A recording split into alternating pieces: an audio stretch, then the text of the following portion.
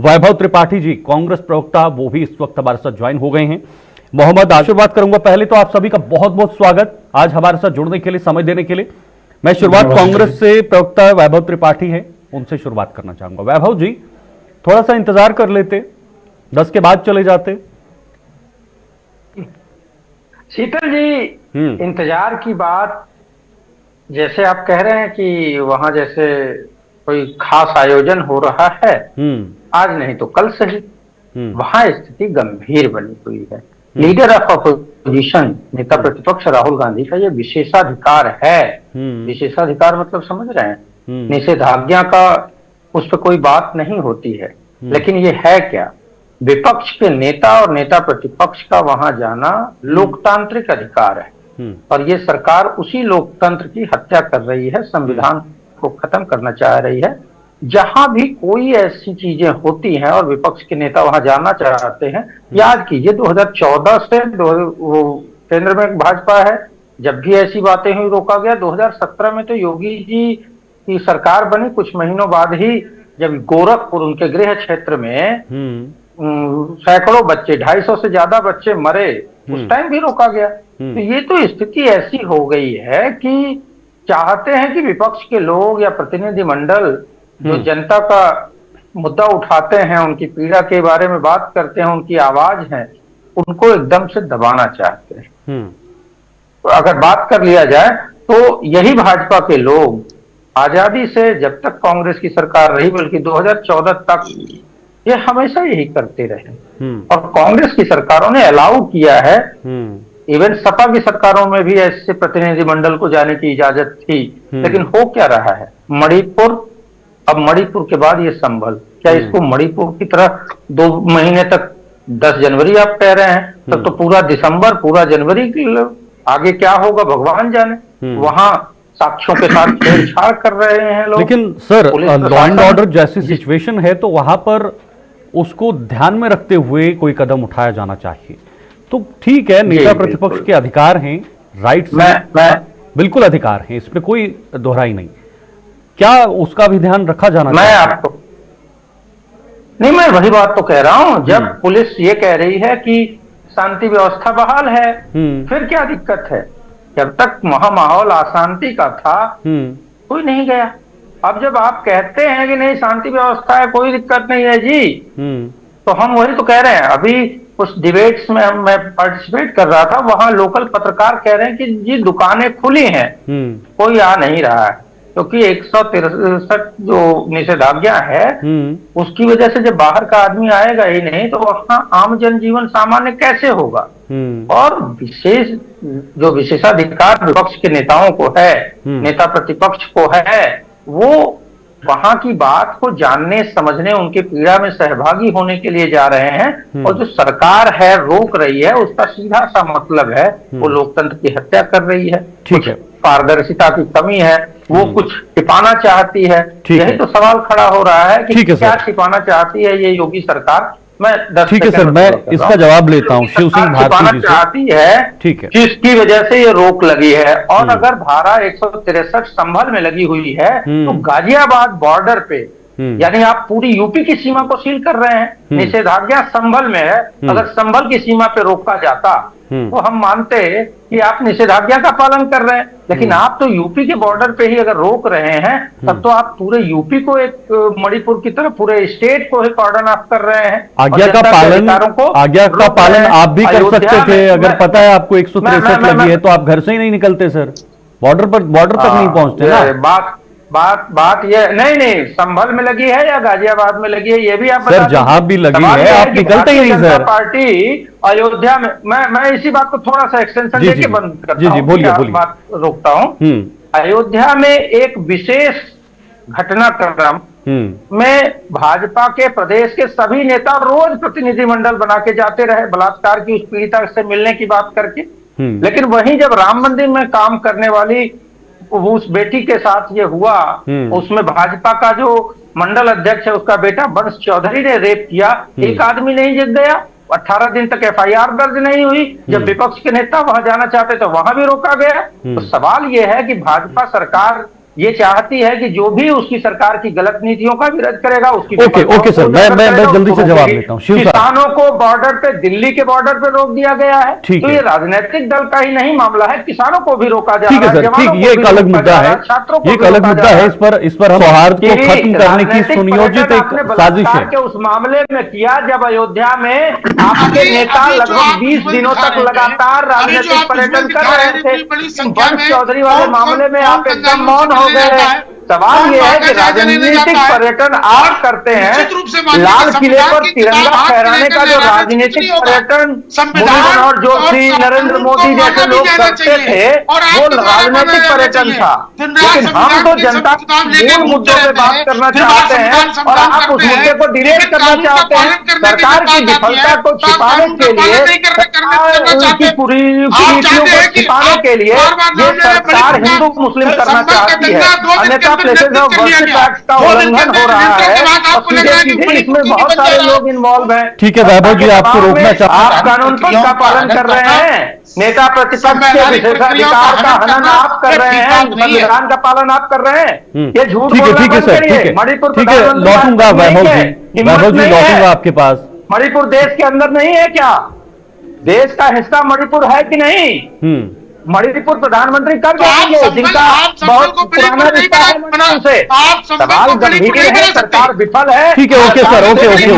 मेरे साथ दो और भी मेहमान हैं वैभव जी, आप छोटी बातें करते हैं। दो लोगों को राजनीतिक समझ की कमी है, क्योंकि ये जो बात आप कह रहे हैं, विपक्ष में रहते हुए आपके नेतागण यही दुआई दिया करते थे, लेकिन आप अभी थोड़ा इसमें नजर आते हैं। सवाल तो सुनिए मेरा सर, आप बोलने की आपको जल्दी है, मैं आपको समय दूंगा पूरा। पहले सवाल तो सुनिए। बीजेपी के प्रवक्ता शिव सिंह जी कह रहे हैं कि जिस तरह से बॉर्डर पर आज बवाल देखने को मिला, आम लोग गुस्साए। अगर ये हालत इस बॉर्डर पर है, अगर राहुल गांधी वहां पहुंचते तो क्या हालात बनते? देखिए, चलिए इनकी बात, विजुअल भी चलाइएगा सर, जरा विजुअल चलाइएगा भाई। क्या मैं बोलूं? बोलिए।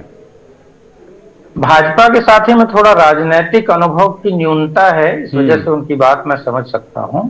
ऐसा है कि लॉ एंड ऑर्डर मेंटेन करना पुलिस प्रशासन की जिम्मेदारी है, और लॉ एंड ऑर्डर की दुहाई देके किसी भी जिले या किसी भी प्रदेश को आप बैन नहीं कर सकते हैं, वो उसको छावनी नहीं बना सकते हैं। जब वहां एक तरफ पुलिस प्रशासन, जिला प्रशासन ये कह रहा है कि वहां स्थिति सामान्य है, तो फिर 2 महीने 1.5 महीने का ये 163 लागू करने का क्या जरूरत है? सामान वहां लोकल के बना रहे हैं 150 लोगों के लिए। अरे प्लीज भाई, आपकी समझ रहा हूँ। देखिए, न्यूनता कितनी है कितनी नहीं है उसका सर्टिफिकेट आप नहीं देंगे। यही अलाउ करना था, मैं बोल रहा था तो आपको बुरा लग रहा था। नहीं, बिल्कुल नहीं सर, बिल्कुल नहीं। शिव साहब आपको अपना समय मिलेगा सर। बोलिए वैभव जी, बोलिए। आंदोलन करने के लिए ओके, बोलिए वैभव जी। नहीं, उनको चुप कराइए। बोलिए। और दूसरी बात, दिनेश जी जब कह रहे थे पॉलिटिकल टूरिज्म, हाँ, तो दिनेश जी को बताना चाहिए कि अयोध्या में जब एक सपा के कार्यकर्ता का नाम आया बलात्कार के केस में, तो वहां भाजपा के नेता 20 दिन तक क्या कर रहे थे? पॉलिटिकल टूरिज्म वो भी है। और पॉलिटिकल टूरिज्म और सुर्खी बनाने की बात, दिनेश जी, मुझे याद आता है टीवी नरसिम्हा राव जी की सरकार थी और मुरली मनोहर जोशी जी लाल चौक पे तिरंगा फहराना, ऐसा नहीं था उसकी वजह से देश रुक गया था, विकास कार्य बाधित थे, सरकार संकट में थी, ऐसा कुछ नहीं था। उन्होंने जब ये बात कही और घोषणा किया, तो वहां से जो एजेंसियां थी उन्होंने कहा कि देखिए उनकी सुरक्षा का मामला है, सुरक्षा का खतरा है, उनकी जान को खतरा है। तो पीवी नरसिम्हा राव जी ने आदेश दिया, अधिकार है, उनको एयरलिफ्ट कीजिए और लाल चौक पे पहुंचाइए, वो तिरंगा फहराएंगे, वो देश का झंडा फहराने की बात कर रहे हैं। और विपक्ष की ये जो अधिकार है उसको हम नहीं रोक सकते। तो कांग्रेस हमेशा ही संविधान सम्मत बात करती है। राहुल जी ने कहा कि मैं अकेले जा सकता हूँ। आप जो बात कह रहे हैं कांग्रेस कार्यकर्ता और आम में हाथापाई, अरे प्लीज यार, आप अपने टाइम में बोल रहे हैं। शिव जी इनका काम है। ओके शिव साहब, भाजपा के लोग सत्ता में बैठ के इतनी उच्छृंखलता करेंगे तो विपक्ष कहाँ जवाब रखे? कोई बात नहीं, मैं पूरा समझ दूंगा सर, मैं पूरा समझ दूंगा। मैं शीतल जी आऊंगा दिनेश जी आपके पास। अगर देखिए, जो पुलिस नेता प्रतिपक्ष राहुल गांधी और कांग्रेस के उस काफिले को रोकने के लिए इतना चौकस है, वो पुलिस कहां गायब हो जाती है जब दूसरे ट्रैक पर चलने वाले उस ट्रैफिक में लोग वो यातायात और जाम के लिए लड़ने लग जाते हैं। ये पुलिस की जिम्मेदारी है ना। पुलिस ने अगर काफिला रोका है तो जाम लगेगा, और ये पूरी तरीके से जिम्मेदारी पुलिस की थी।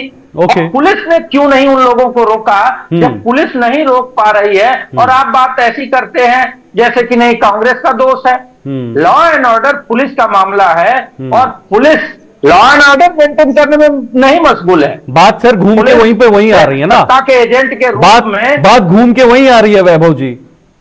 163 लागू है, आप नहीं जाते तो ये नहीं होता। आप कह रहे हैं कि वहां का प्रशासन ने कहा है कि हालात सामान्य है। आप मान रहे हैं वैभव जी? मेरी बात तो सुनिए पहले। आप कह रहे हैं कि वहां के हालात सामान्य है, वो प्रशासन ने कहा है, आप कह रहे हैं ना, इसको मान रहे हैं। वही प्रशासन ये कह रहे हैं कि 10 तक रोक है, 10 तक कोई बाहरी व्यक्ति ना आए, तो इसको मानने के लिए क्यों तैयार नहीं? मतलब जी शीतल जी, दो बातें हैं। पहले तो ये आपने कहा कि अफरा तफरी और लॉ एंड ऑर्डर। देखिए, गाजियाबाद बॉर्डर, गाजीपुर बॉर्डर पे 163 लागू नहीं है, तो जो पुलिस वहां रोक रही थी वो गलत है, अलोकतांत्रिक है। दूसरी बात, प्रशासन जब ये दावा करता है कि सारी व्यवस्थाएं नॉर्मल हैं, फिर 163 का औचित्य क्या है? इसका ये मतलब है कि जानबूझकर उस पूरे जिले को कॉर्डन ऑफ किया जा रहा है। ये तो जांच का विषय है सर, ये तो लॉ एंड ऑर्डर का विषय है। जब तक लोग वहां जाएंगे नहीं, वहां की बातों को समझेंगे नहीं, लोगों से बात नहीं करेंगे, चीजें ठीक नहीं होंगी। ठीक है वैभव जी, टूरिज्म भाजपा 70 साल करती आई है, इसलिए पॉलिटिकल टूरिज्म लगता है। सुर्खियों के लिए ही मुरली मनोहर जोशी लाल चौक पे तिरंगा फहराने जा रहे हैं। ठीक है सर, ओके, मेरे पास समय थोड़ा कम है। ठीक है वैभव जी, जल्दी से जवाब दीजिएगा, फिर मोहम्मद आजम जी भी हैं। देखिए दिनेश जी, बहुत बैलेंस टिप्पणी कर रहे थे। ये जान के अच्छा हुआ कि इस सरकार में पहली बार कोई है थोड़ा निष्पक्ष टिप्पणी की तरफ बढ़ रहा है। मैं सम्मान करता हूं उनका, लेकिन सवाल ये है दिनेश जी कि जो पीछे की बात इजाजत की आप कह रहे हैं ना, पिछले 10 वर्षों में मोदी सरकार का ले लीजिए या योगी सरकार का पिछले 2017 से ले लीजिए, किस प्रोटेस्ट, किस प्रदर्शन के लिए इजाजत दी है इस सरकार ने? एक वाकया बस बताइएगा मुझे, सिंगल। मैं आपकी बात मानने के लिए राजी हूं। ये सरकार प्रोटेस्ट को जगह ही नहीं देती, चाहे वो छात्रों ने किया तो पीटा, इवन पूर्व सैनिकों ने, मेजर जनरल कर्नल जैसे लोगों ने OROP पे जब प्रोटेस्ट किया तो उनके बिल्ले नोच दिए गए साहब, वो मेडल नोच के फेंक दिया गया जो उन्होंने वीरता से अर्जित किए थे। इनको क्या पता? सवाल ये है कि प्रोटेस्ट या विपक्ष के या जनता के किसी आवाज को आप जगह ही नहीं देना चाहते हैं। किसान जब भी दिल्ली जाता है, आप बॉर्डर पे बैरियर लगा देते हो, कीले ठोकने का काम इस मोदी सरकार ने किया किसानों के लिए। मणिपुर अगर कोई जाना चाहे, 1.5 साल हो गए, परमिशन देंगे क्या? दिनेश जी को मैं जिम्मेदारी से कहता हूं कि मैं जाना चाहता हूं एक प्रतिनिधिमंडल लेके, क्या आप जिम्मेदारी से लेंगे? लेकिन 1.5 साल के बाद आपको फिक्र हो रही है मणिपुर बड़े हैं, प्रोटेस्ट के लिए मनाही है सर। आपको भी उस प्रोटेस्ट वैभव जी 1.5 साल के बाद आप भी मणिपुर जाना चाहते हैं? इतनी चिंता थी तो पहले ही चले जाते सर। अरे क्या, अरे भाई मणिपुर शांत है। अगर आप ये कहें कि मणिपुर शांत है, वहां कोई निषेधाज्ञा नहीं है, तो मैं चैलेंज करता हूं उस बात को। आप चले जाते ना पहले। मणिपुर 1.5 साल से जल रहा है, इन्हीं के भी, भाजपा के भी विधायकों को पीटा जा रहा है। ओके, समय थोड़ा कम है। लेकिन हमारे देश के गोदी मीडिया को और भाजपा के नेताओं को बांग्लादेश दिख जाता है, श्रीलंका दिख जाता है, पाकिस्तान, अफगानिस्तान दिख जाता है, म्यांमार, ढाका दिख जाता है, लेकिन मणिपुर नहीं दिखता है। ओके सर, थोड़ा समय कम है। चिंतन करने की मोहम्मद आजम जी, एक